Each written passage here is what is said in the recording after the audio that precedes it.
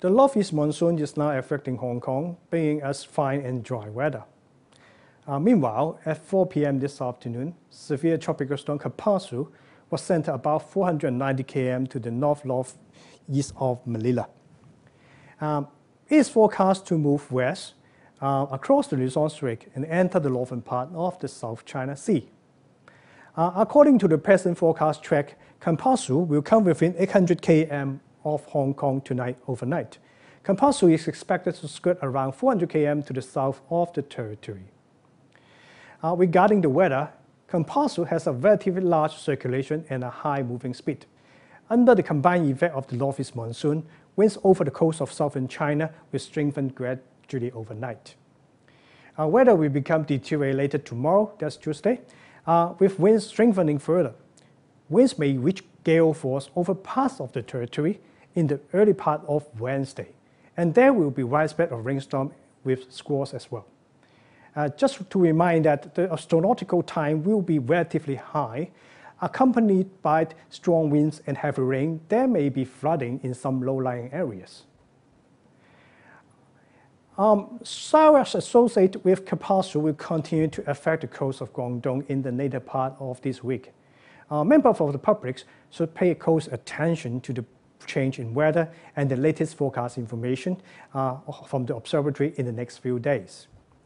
People planning for outdoor activities or grave scripting need to prepare backup plans depending on the situation. Besides, sea will be rough with swells. The public should stay away from the shoreline and not to engage in water sports activities. Regarding the warning signals, since a dry northeast monsoon is affecting Hong Kong, the observatory has already issued a strong monsoon signal.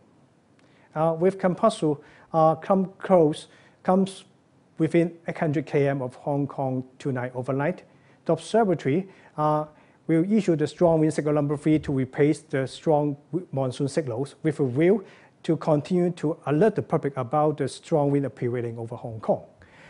We also urge the public to complete necessary precautions against strong winds and flooding now before weather deteriorates. As winds are expected to strengthen further Tuesday night to Wednesday at first, winds over parts of the territory may reach gale force. Depending on the local wind trend and weather forecast at the time, there may be a need for the observatory to issue the number 8 gale to storm signal.